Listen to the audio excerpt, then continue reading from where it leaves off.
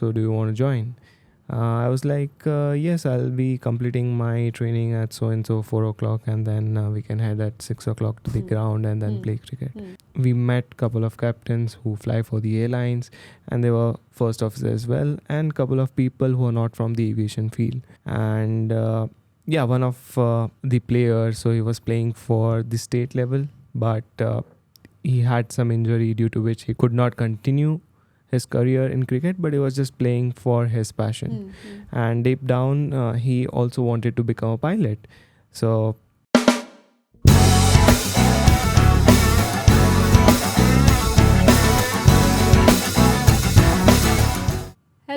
Hello. Welcome to India's number one pilot podcast. And this is episode number 86. And yes, we are meeting after a while, but we are really glad to know that, we are able to do the podcast again after some time with some bunch of experiences to share with you and some bunch of more information to share with you. yes, welcome everyone to India's number one pilot podcast. It's good to see you back, and we are here with another episode with new knowledge, certain updates which we would like to share it with you. And if you're keen on becoming a pilot, make sure you watch this episode until the end so that you get the information, the detailed information which we are going to share in this podcast. Before we start, it's been a while, so we just want to discuss how's flying going on, what's going in flying. So recently, as you're aware, as from March 2026, this the situation in Middle East is not that great in terms of war, and because of that, a lot of routes, the flights have been reduced, or some of the routes flight have been cancelled, like to Almaty, Tashkent, and these places, Georgia, where we fly over Iran, so that is a no flying zone now. So because of that, the schedules are different, and yes, it has impacted the travel towards the Middle East to some extent, and yes, that has affected our rosters as well. And to talk about this, so the changes have happened in terms of the flying and how we navigate when we fly towards Middle East, because whenever there is any geopolitical situation, at that time there are times when the GPS is not available to you for navigation, and then there are other means of navigation, like we use IRS or we use conventional navigates to navigate ourselves for flying en route. So the flying has, the way we navigate in the flight, that has changed, and it was different than what we used to do before. And yes, it is different, but it is definitely, little sometimes challenging, because there are, times when the aircraft position which it shows on your display, that is different than where you are actually. Yeah. Okay, so those kind of things you have to be very careful about, and you have to make sure that you are flying on a correct track and correct path and correct location you are. And otherwise, if there is inadvertent entry into other airspace or no flying zone, then it can be really, really hazardous.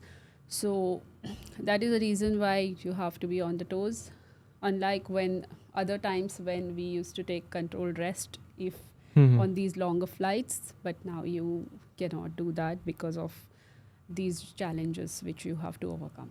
So yes, there are certain procedures which are slightly different than what we otherwise used to do.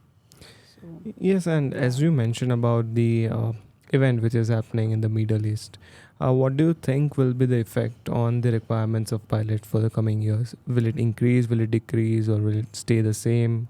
How do you see it? This is a interim situation which has been, in aviation, there have always been ups and downs.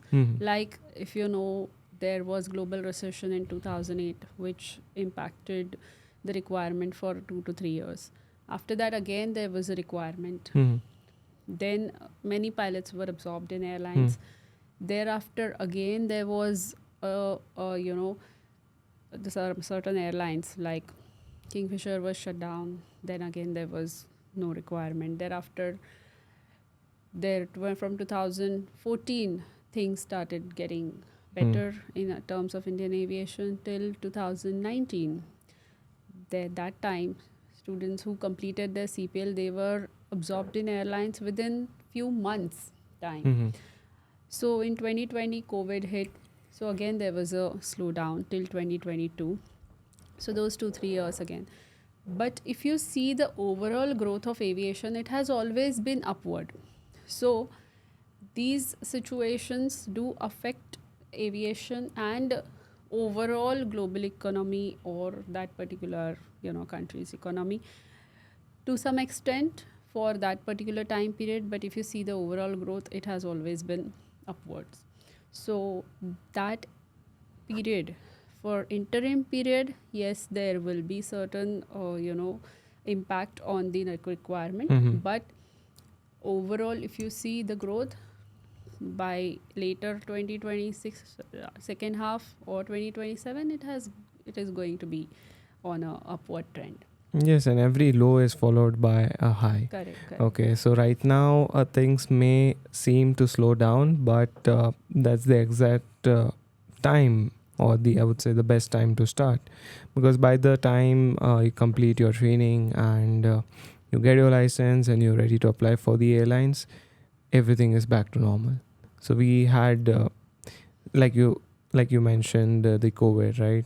So just after COVID, we started the podcast, and at that point of time, we had advised students, if they are looking to become a pilot, an airline pilot, they should start their training, because that was the best time to start their training. And the people who took our advice, they completed their training during that low phase, and as soon as the aviation industry rebounded back, everyone got placed into the airline. And right now the phase is not as bad as COVID, but it's going on, but a bit at a slower pace. So this Correct. is also a good time to start if someone is looking to become a pilot. Correct, absolutely. And and in the last podcast we discussed how to become a pilot with the updated measures for the year 2026, and today we will be going to discuss the most important thing, which is the eligibility to become a pilot.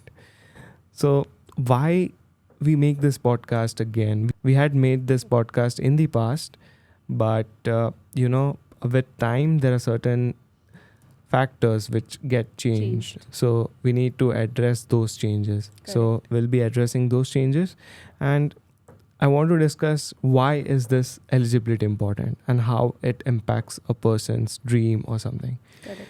So let's say 2 years ago, I was training for the airline in Gurgaon, and one of my friend, he knows that I play cricket, so he just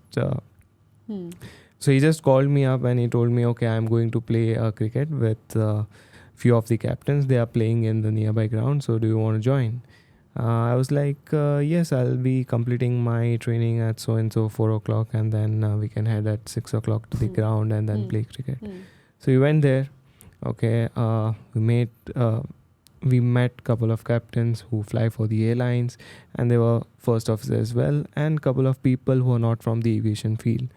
And one of the players, so he was playing for the state level, but he had some injury due to which he could not continue his career in cricket, but he was just playing for his passion. And deep down, he also wanted to become a pilot. So he was admiring us. He's like, you guys have the best life. It was my dream to become a pilot, but unfortunately I'm not eligible to become a pilot because I don't have science. Okay. And at that point of time, I directly told him, so what? If you don't have science, so what? You can give maths and physics YNIS and become a pilot. Correct. And for a second, he just looked at me and he was blank. And he told me that I don't think so, it's possible. So he knew that he wanted to become a pilot, but he was defeated inside, or he didn't have idea that it is possible without science to become a pilot. So he now thought of going into that pathway. Correct. He was like, okay, now let's say I'm doing graduation, then I'll do some job or something like that. But in his mind, he was like, okay, I'm not eligible to become a pilot because I don't have science. Right, okay. So on that day, we exchanged numbers. I guided him how to go for NIOS and stuff. And he worked hard. He gave his NIOS exam, maths and physics. Okay. And then I think couple of months back, I don't know, he had my number and he messaged me that I am in Florida and I'm a part of the Cadet pilot program. Oh, okay. So that's nice. That's amazing. Yeah. So it's his hard work that he did to clear the NIOS to get to the Cadet pilot program. Correct. But let's say if that person wouldn't have told me, or that person wouldn't have been there in that match, then because of lack of knowledge, he wouldn't be able to pursue his dream. Right now, he's training for his CPL in Florida. And he just called me, he asked me, I've just reached Florida, just tell me what all things to study. So I told him, okay, you go for the PHAC, for the PPL, you do that, study about the airfield, the airspace and all of those things, the manuals and all. Right. And then he's like, okay, I'll do that. And that conversation, like, made me feel good that, okay, I have helped someone to achieve their dream. And yes, that person is training for his CPL. So that is why this eligibility is very important. So if you are new here, if you are someone who has just cleared their 12th, or an aspiring pilot who's looking forward to become a pilot, make sure you watch this video until the end. We'll be discussing both the eligibility for the Cadet pilot program and the conventional pilot program. Absolutely. So we'll start with the conventional pilot program. The eligibility is almost similar, but there are few stringent factors for the Cadet pilot program, which we'll be covering in the later part. First, we'll start with the conventional pilot program. Yes, absolutely. So for conventional pilot program, when the process, if just we go through, as you know, you sponsor your own flight training, followed by that type rating as well. And anyway, in Cadet also you have to sponsor, but it is a airline facilitated pathway. But in conventional pathway, you do everything on your own before, without any support from the airline, till the time you get your CPL and then type rating. So in this conventional pilot pathway, after 12th, you can start. That is a minimum requirement with physics and maths. If in case you are not from science stream, then you can appear for, as Chintan just mentioned, you can appear for the physics and maths exam from NIOS. So as of now, that clause is still there, as we talk about in May 2026. So once that exam is cleared, then you can apply for a computer number and then clear the DGCA exams. Followed by that, the flight training can be completed on your own at a FTO or flight training organization, which is approved by DGCA if you are doing it in India. If you are doing it from abroad, then for that particular respective states, regulator has to approve that flight school. Once you finish that, thereafter you may or may not do the type rating. That's optional. It's up to you. So if you are CPL holder, then you can apply for CPL holder vacancy in an airline. So currently, broadly speaking, in India, we have 2 to 3 airlines. Okay. So of course, every airline has slightly different requirements. So as we talk about 2026 vacancies, the requirements for some airline is 40 years for a CPL holder, 42 years for a type rated, and the other airline for type rated, it is even 30 years. So it depends again on airline to airline and that particular vacancy. But this is the requirement for age when we talk about at the time of application. for that particular Yes, so this airline is the vacancy. first eligibility requirement, which is the age. So Correct, minimum correct, age is 18 years, and the correct. maximum goes up to Maximum. 42 years. Correct, Depends upon the airline what vacancy they come out with, correct. and with each vacancy it keeps on changing. Right, So as of now, the last vacancy, as you mentioned, 40 for CPL holders and 42 for type rated CPL holders. So that is according to the latest vacancy, and the minimum age is 18 years, right? correct, correct. So yeah. So that Right. is about the age, which is the first eligibility Correct, criteria. correct. So moving on with the minimum education qualification. Right. So, even if a candidate has completed their graduation, Hmm. that is either in engineering stream or any other Hmm. stream, the graduation is completed, then also you can appear for the DGCA exams and go for pilot training.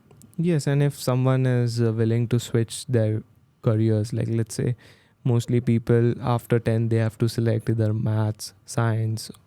In science also it's like PCM and PCB. So if someone have taken PCB and they would like to change their stream to aviation, then it's possible they have to just give maths exam from the NIS. NIS is National Institute of Open Schooling. So there's no Right. minimum percentage of marks to be scored in maths and physics for the conventional pilot program. But for cadet, yes, there is the requirements which we'll talk about in the later part of this podcast. Right. But yeah, so if you are someone who is switching their career, don't have maths, physics, let's say you are from commerce or arts background, then yes, maths and physics is required from the NIS board or any open schooling board.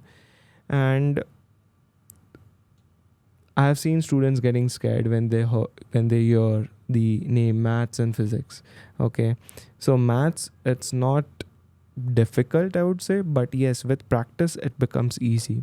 So there's no derivatives, calculation, or integration as we used to do in our 12th science. Addition, subtraction, multiplication, division, ratio, proportion, word problems, and to understand basic units, conversion of units, that is the maths. Correct. And for physics also, it's very basic concept of your degrees, your angles, your Pythagoras theorem, and how do you use that Correct. thing for your wind correction and stuff. So it's not that difficult as we used to do in the physics, like, you know, the velocity, the acceleration, time, and all. That is not required. Right, It's right. basic principles of physics. If you understand them, then you will be able to clear your pilot training with ease. Correct, correct. Yes, so Absolutely. this is the educational qualification. Obviously, English language goes without saying. So, English is the language of aviation. So, you need to communicate, understand, and read and write English language proficiently, fluently. You don't need to have a very rich vocabulary, but just basic understanding. So, what the ATC speaks to you and what you convey to the ATC back. So, you have to understand what someone is saying, you reciprocate back to them with your intentions. That's what is required. Correct, Basic correct. Absolutely. English communication. And there might be certain exams when you go for the airline interview for the English. So that's why English is required. Correct, correct. Absolutely. So, English language proficiency test is also required, but that is to become a CPL holder. So, that is a part of CPL training process. Okay. So, you need minimum of level 4. So, that is a required minimum for aviation standard. Yeah. Right. 4, 5, 6, either of these will work. Okay, but anything less than 4 will not qualify that candidate to become a pilot. Yes, and there are dedicated ELP centers where you can take this test before you apply for your CPL. Yes. Because ELP certificate is required when you apply for your DGCA CPL. Absolutely, yes. Then talking about the medical for pilots, it is one of the foremost important thing to be eligible to become a pilot, because it is very, very extremely important that you are physically and mentally healthy in order to become a pilot. So first of all, all the tests are conducted by DGCA approved medical doctor, and at that DGCA approved medical center. So there is a class 2 medical followed by class 1 medical. So class 2 medical needs to be done just once when you start with. That is kind of a mock exam to class 1 medical. Mhm. So finally you have to clear class 1 medical, which you need to renew every year. Class 2, once you have done, then you don't have to renew it, as long as you do renew class 1 medical, Hmm. right? So class 2 medical and class 1 medical tests are almost the same. So there are tests carried out for blood test, which is complete blood count, in which there are a lot of parameters which are considered. If in case a person is overweight, then there is lipid profile, thyroid, TSH, T3, T4, TSH, all these tests are also carried out. Plus, so fasting sugar and post Mhm. meal sugar also is counted, and that test is also there if in case a person is overweight. Then there is ECG, then eye checkup, ENT, then chest x-ray, abdomen sonography. So all these tests need to be undergone for the medical. Okay. And then there is physical examination, that if you have had any surgery in the past, or if there has been any kind of uh, mobility issues or whatever. So those things are always they are checked and examined. And once this class 2 is performed and the test is fit, declared by the doctor will issue a CA35. Based on that, after 2 to 3 months, the DGCA will issue medical assessment, which will be on your EGCA. Once you have class 2 cleared, then you can apply for class 1 medical. Yes. Okay. And you can apply for class 1 medical, get it cleared, so you know that you are eligible to start this particular career. So before you invest such a huge amount for pilot training, it is very important that you know that you are fit to start this training. Yes, and to become a pilot, one has to be biologically blessed, because this is something which is not in our hands. And 99.99% people clear their medicals, but there is slight chance if someone has any underlying medical issue, they might be declared temporary unfit. And then when you correct that shortcoming, when you discuss with the DGCA medical examiner and you take medication and overcome the shortcoming, then you again get a fit to fly or medically fit certificate from the doctor. So initially, let's say there have been cases of students who have got medically unfit, like temporary due to some or the other thing. Let's say someone has not slept well, their parameters have gone up, down, Blood pressure, yeah. etc. Yeah. So there are a number of reasons for that to happen. But once the temporary unfit comes and then you work upon things, then people generally get medically fit. And then if that is not able to resolve, then that person may be declared permanently unfit. Okay, so yeah. So before you invest anything, make sure you have your class 2 and class 1 medicals done. Correct. And That is- especially for students who are planning to go abroad. So there have been cases where students, they go abroad, complete their training, they come back, and then they're not able to clear the DGCA medicals. So best thing is to clear your DGCA medicals first in India, and then you plan to go abroad for your flight training. correct, absolutely. So that is important, that you first clear your medicals and exams. Okay.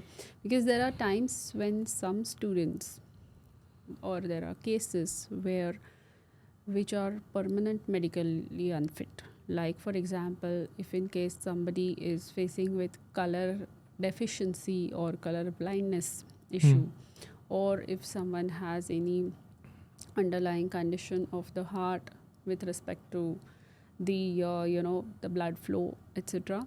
So in that case, that is assessed by the doctor. And then so there are or if somebody has, audiometry, if that is not up to mark, that is also considered as permanently medically unfit. Okay, so you have to be careful of these issues, and you need to ensure that you are fit before you start your training. Absolutely. Yeah. So that is about If- medicals. If someone has like maybe hemoglobin is slightly on a lower side, then maybe you can just take iron, rich food, and for a few days, as per the doctor's prescription, the medicines, and accordingly you can, or supplements, and accordingly you can get to the normal limits. Okay, but if in case there is any kind of situation which is not going to be resolved, then that is considered as permanent unfit. Yeah. So that is about medicals, and then we move on to the next eligibility criteria, which is your Indian nationality. So if you're planning to become pilot in India, you have to be a citizen of India. You should have a valid passport and ability to travel the worldwide unrestricted. And also, let's say if someone is not having Indian passport, they should have an OCI card, which is Overseas Citizenship of India, which lets you work in India if you have a foreign passport. So this is about the nationality. So if you have the work permit, you can work in India. Otherwise, you won't be able to. Same goes for other countries as well. So there have been cases where people always wanted to work outside India, let's say the US and stuff. But let's say if you have the work permit, then only it's possible. Otherwise, it's not possible to work there without a legal work permit, and mostly it's the passport. Correct. Okay. Yeah. So that is about the your work permit requirement. Another thing, which is the background. So your background has to be clean, which means there should not be any criminal cases against the person, or let's say not involved in any kind of accidents, Correct. or which has a criminal record. So if Correct. that is clean, because when we apply for the airport entry permit, everything is checked upon. Correct. And then once that check is done, then only we get an airport entry permit. Verification. So yeah. Yes, verification. So if for any reason there is any name involved in any investigation, and if that investigation is going on, then that person may not be able to get any AP. So Correct. yeah, make sure that all investigations are settled, and you're not involved in any of the things. So yeah, that is about the background check which has to be done. As well as a candidate should not have been involved into any of the drug abuse or narcotics abuse, and that is also checked by a urine test which is carried out before getting inducted into the airlines, as well as it could be carried out during the medical as well. So yes, that needs to be very, very taken very seriously. And that has happened randomly as well. Yeah, that can happen randomly to anyone. Yeah. So while joining, definitely there will be a mandatory one, but once you start flying, there can be any on any day after flight, they can just call you for random drug test. Correct.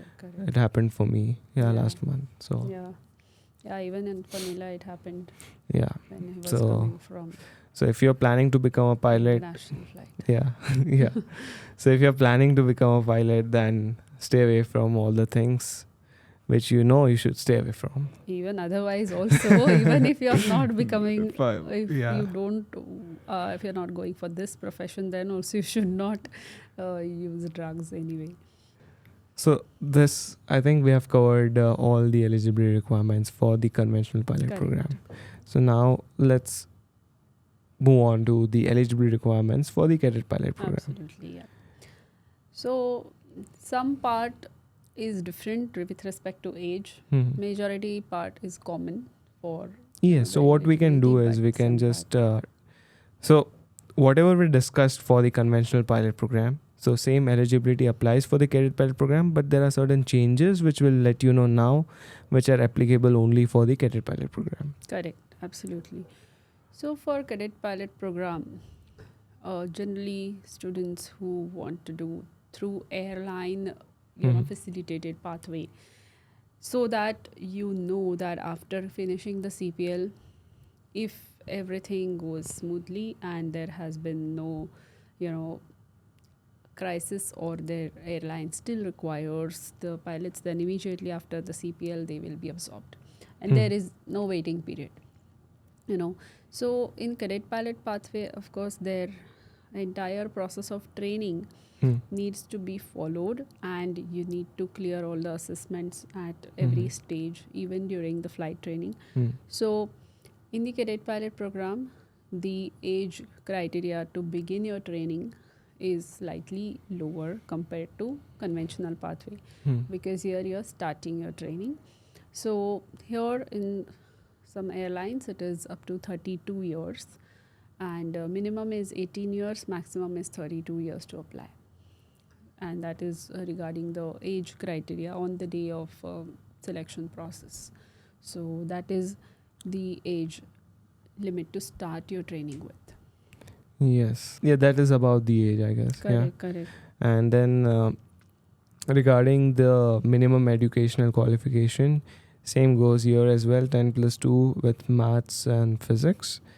And here there's a slight change in the minimum requirement of marks for each subject, maths and physics. So it's each subject you need at least 51% for some airlines, for some airlines is 60%. Correct. A good rule of thumb is if you are planning to give your maths and physics, try to score above 75%, which looks good on your resume. Okay. Yeah. Yeah. So that is about the maths and physics qualification. If you're someone who is uh, giving the maths and physics via the NIOS or Open Schooling Board, same, score about 51% or 60%, depending upon which cadet pilot program you are applying. On an ideal scale, score about 75% in maths and physics, which will look good on your resume.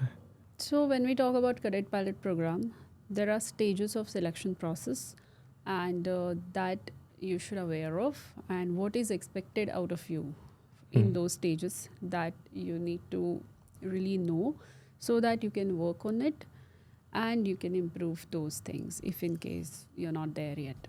So Mhm. what are the stages of the So selection process? once you meet all these eligibility criteria, then you apply for the cadet pilot program, and then there is some assessment to get into the program. So starting with is the written maths, physics, and English exam, and that is basic 10 plus 2. And once you clear that, you move on to the next one, which is the psychometry exam.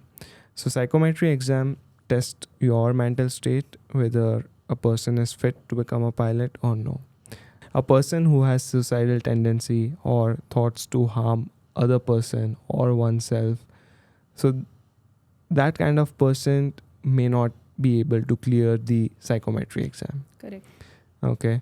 So psychometry exam was derived from incident German wings, and the incident happened Accident. because the accident happened because one of the pilot was mentally not stable, and then we had and then the investigation took place, and that's how the psychometry exam came into the selection process of the airline. Because he crashed the aircraft Yeah. into mountains along with all the passengers, because Yeah. he was not mentally stable. Stable. Yeah.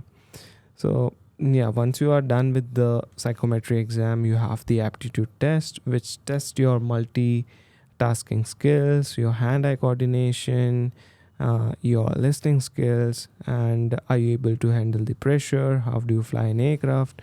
So that all comes under the aptitude test. So aptitude tests have different names, and it is different for different airlines, but it tests few parameters which are required to become a pilot. So once you clear this aptitude test, then you move on to the group discussion. So in group discussion, the interviewers will mostly see how do you work as a team. Are you a part of the team? Do you have leadership skills? Are you able to communicate confidently? Are you able to listen to what others are saying and then give your feedback on it?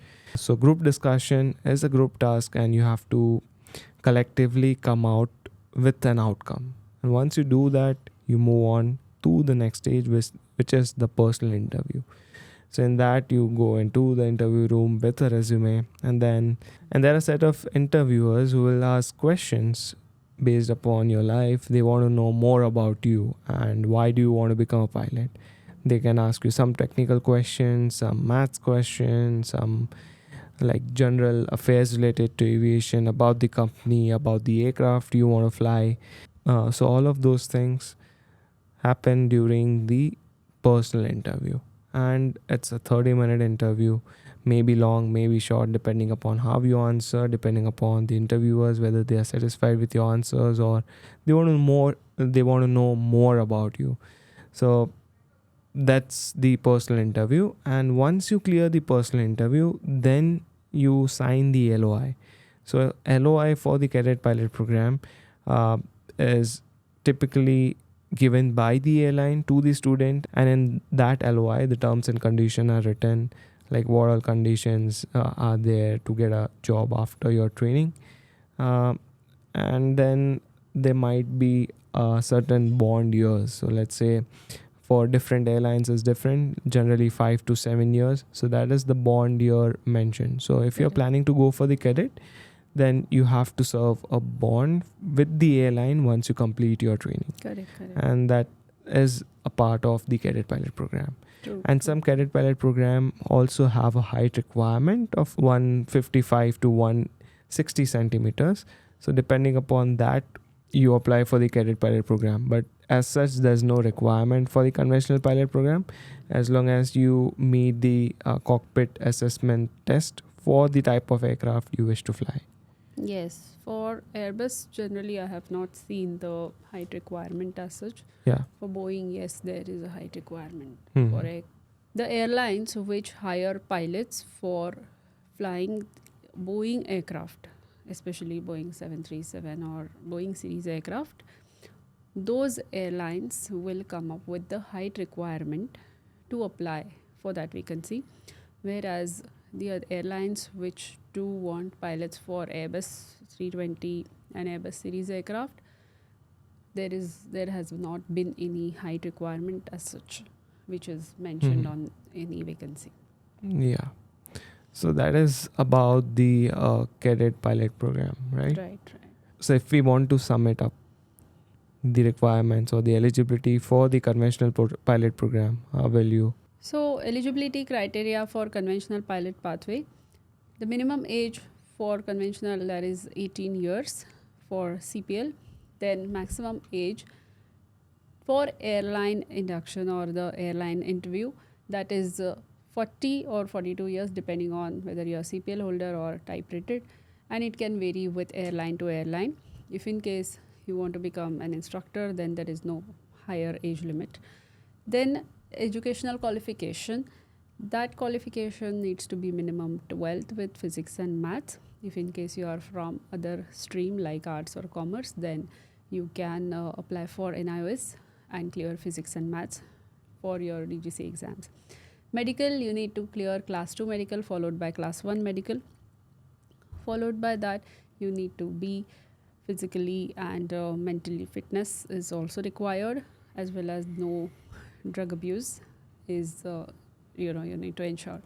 Then passport, you need to have unrestricted entry to the other countries without any restrictions, or you can be OCI holder also. So you need to be Indian citizen or OCI, that is overseas citizen of India. Then background check, you should not have any criminal records in the history or in the past, because that is required for AEP, which is the aerodrome entry permit.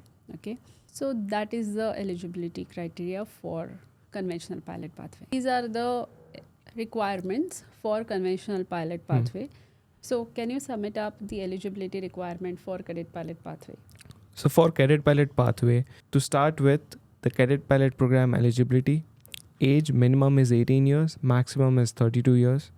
Your educational qualification, you need maths and physics with minimum of 51% to 60% depending upon the airline. If you are graduate, then also you need to give maths and physics exam. Same thing applies if you are coming from engineering background, medical background, arts or commerce. And then your DGCA class 2, your class 1 medicals have to be clear, your background check, no criminal records, your passport, able to travel the world unrestricted, able to work in India. If you have an OCI card, you can work in India, you can apply for the Cadet Pilot program. And yeah, that's it for the Cadet Pilot program. And one more important thing is you have to clear the assessment for the Cadet Pilot program. That's it. Correct. Absolutely. Yeah. And these are all the eligibility criteria for becoming a pilot, whether you want to do it conventionally or through the cadet. And after you meet all these things, there is one more criteria, which is the cost of flight training, which is the major thing, I would say. Yes. And every year this cost keeps on rising. Correct. Okay. And we won't be able to discuss the whole cost of training in this podcast because we have to cover a lot of changes which is happening in the cost due to the global events, due to crude oil prices going up, and the dollar rate going up. So right now training cost abroad is way expensive when you compare it in India. So what we'll do is we'll discuss the cost of pilot training for 2026 in the next podcast. And if you have watched this podcast until now and you have understood the eligibility criteria to become a pilot, and if you think that you are ready to start your pilot training, you can sign up on courses.cntaonline.in and you can start with your DGCA exams at CNTAA. Absolutely. And we are there to help you, assist you, guide you all throughout your training process. Yes, and if you have any other questions, you can just let us know in the comment section. We'll take it up in the next Q&A session as well after the cost of training. Yeah. Absolutely. Thank you so much for watching till here, and we definitely look forward to see you soon again. Thank you. Thank you. Have a great day. Bye bye.